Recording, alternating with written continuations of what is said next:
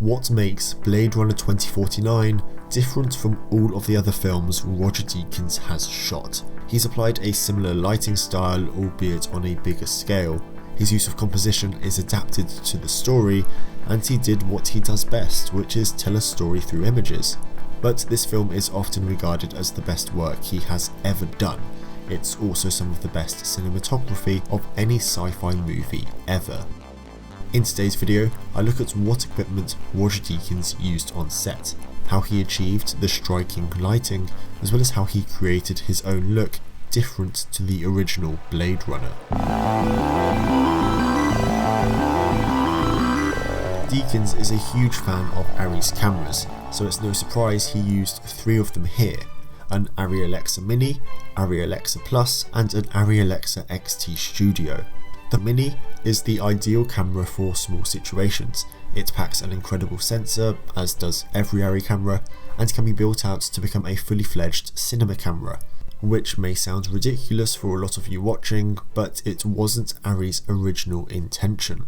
The Alexa Plus is one of the earlier cameras in the Alexa family, releasing just after the original Alexa. Pretty much all that was added was lens synchronization for 3D and a 4x3 sensor, which is ideal for anamorphic cinematography, which this film doesn't have. The XT Studio, on the other hand, allowed for direct raw recording without the need for an external recorder, as well as having an internal ND filter.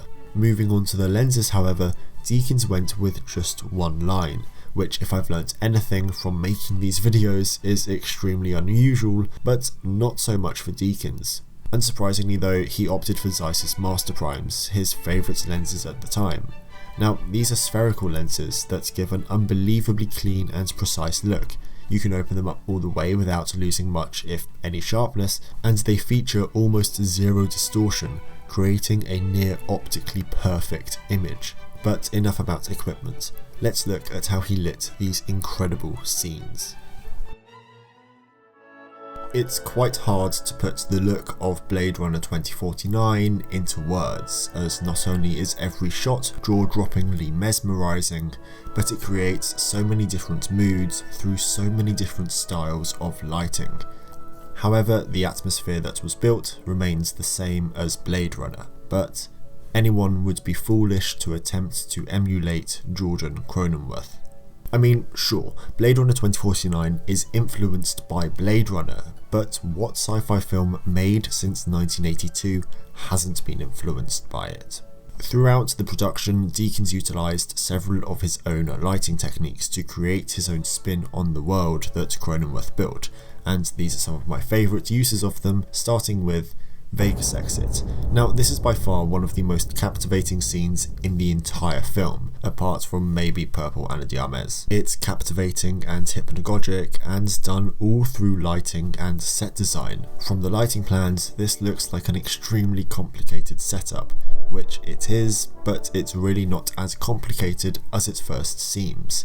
All of these red dots are space lights, a way to create a really soft skylight, but there's also a row of maxi brutes at the back being used to create a backlight with a heavy source. But this isn't where this scene ends. As Deakins wanted to achieve as much of the look as possible in camera, he used not only gels on the lights, but also red filtration on the lens. Now, the space lights had nothing on them, but the maxis were gelled green, which in combination with a red filter on the lens, creates a yellow highlight in the atmosphere. However, this isn't usual for Deakins, as he tries to stray away from using lens filtration as much as possible, as they are known to create a wash of colour.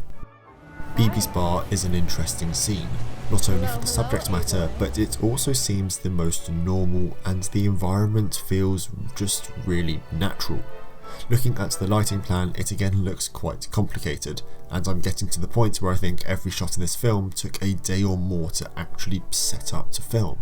But anyway, the lighting plan was designed through how the arts department was developing the set, as there would have been no place for floor lighting in the shot. We have 2 rows of LED colour force lighting, and these were used to create the aura of a passing train. Originally, they were going to paint the lights out in post-production, but it ended up not being necessary. Then we have 2 large walls of coloured light at each end of the hallway, and this was used primarily to add some colour to the fog and rain. Then we have tubes above that are just normal, slightly cool lights. The replicant's stairway is an incredibly mesmerising scene, and ever since watching it for the first time, I've wondered how Roger Deakins created that moving sunlight. Well, the first thing he needed to consider was the height of the soundstage, as there wasn't one tall enough to cover the set with a single source. Instead, there needed to be room to use several lights to create a series of individual sources. For that, he needed a defined opening above the stairway that could be operated separate from each other. They also constructed the set so that the camera would never see the ceiling, allowing him to control the size of the openings that let the light through. To talk about the actual lights though, Gaffer Bill O'Leary was able to obtain some Skypan 24K bulbs, and they were used over an actual Skypan. Now then they just used the socket for the bulb and then welded it to a dolly that could be attached to a length of pipe. Then they attached this pipe as close to the ceiling as possible and then slid them by hand, as it would have been overkill to use a computer controlled track. Then we have a scene like the police station. Now this is a kind of neutral environment in the film. There are no bold colours, we have refreshing lighting, and there's just this ultra modern aura about it, which makes sense as it's set in the future. But what's different about this lighting setup is the fact that it contains 2 different lighting rigs, one for the interior and one for the exterior. For the interior, Deakins opted for red heads with 2 layers of diffusion, as although it would have been easier to just use sky panels, he opted for a cheaper and more simple setup, because even at this budget level, you need to be aware of the money you are spending. As for the exterior, it needed to be lit for both a night and a day scene. He again used the red heads to create a soft wash of light for the day scenes. However, for the night scenes, he shone light up behind the buildings, which were just flat cutouts to create a silhouette effect. Then he added LED units to the front and back to create a bit more depth, and as well as that, he used a couple of bad boy spotlights in the perms to create some added movement. For some final touches, he implemented a few pulsing red lights, and all of the other lights you see were added in post. You can't make a video on the cinematography of Blade Runner 2049 without talking about the scene on the indoor lake. Now, the way in which he created this effect was to light the water with 10K Fresnels from above, but it was actually rather difficult to set up due to them having to be rather high up in order to not be in the shot. But in the end, we are gifted with one of the most alluring scenes in the movie. When you shoot a sequel to a film, no matter how long after the original, you should really try and keep it to a somewhat similar style. But in my opinion, you should also try and build on it. Roger Deakins does exactly that. Yeah. And I'm not Jordan Cronenworth. I could not like Jordan, so I didn't even wanted to go there. I mean, I kind of like in a naturalistic way, in a much simpler way, and his style was so much more classic and cuts and a wonderful.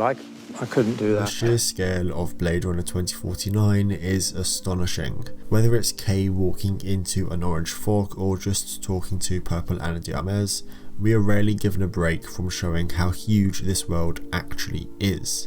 This is only amplified by the use of a 2.39:1 aspect ratio. Utilising a ratio like this not only makes for a wider frame, but it also immerses us more in the image. Kay is tiny for half of the establishing shots in this film though, and whilst that's a given in any film, he's often in the centre of the frame, making him the subject. Now, I don't like to give personal insight on cinematography in these videos, especially ones surrounding Roger Deakins, but I'd suggest that the reason Kay is so small in these scenes is to show isolation and potentially danger, especially when he is entering locations that are completely new to him. I always go on about centre framing in these videos, but it's because it is used constantly throughout film and TV. I still don't want to spend too much time on it though, so just quickly, centre framing is used for a lot of reasons. Sometimes it is to show power in a character, maybe it's to show immersion in a new environment, but for a scene like this, it's for impact. This is a significant moment in the film, and what better way to show it than to have him in the centre of the frame. But you'll also note that he's in a bird's eye view, and that's what I want to touch on next. The use of perspective in this film is absorbing. There's a lot of eye level and low angles, but they all make you subconsciously feel something, even if it's small. Whenever we have a high angle on K, we know it's a darker scene than usual, and he is in less power. Eye level is a neutral state for him and for every other character in the film. Then there's the low angle. This is used to show power in a character. I mean, we are quite literally looking up at them. To touch on the colour though, it's mesmerizing. And I know I keep using verbs like that, but Roger Deakins really brought everything to this film. Now, as well as looking at the colour, which I'll get onto, the use of fog is much more prominent, and it just fills the shot with colour instead of just one aspect of the shot. For example, Joy's purple is not just on her, but spreads the entire frame. Now, instead of looking at the meaning of colour, I want to look at the use of palettes. This isn't really a technique you'll notice until it's not there, and it's choosing colour with meaning. Maybe you want to go analogous, triadic, monochromatic, or simply complementary. It just makes such a huge difference when creating your colour palette. Now, Blade Runner 2049 uses a couple of these techniques. For example, this scene is monochromatic and this is analogous. Of course, all of these colours have meaning in some way or another, but that's up to the director to realise and yourself to imagine.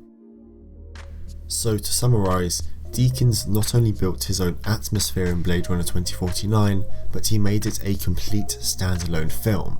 I mean, the lighting is some of the best of any film ever, the colours are just absorbing, and he's created a new extremely high standard for sci-fi cinematography, and all without emulating Jordan Cronenweth's style. I mean, obviously it's in the same world, but it's completely independent. I hope you enjoyed this video. You know what to do if you did. If you have a recommendation for an analysis, leave it down below. Thank you so much for watching, and maybe I'll see you next time. Bye.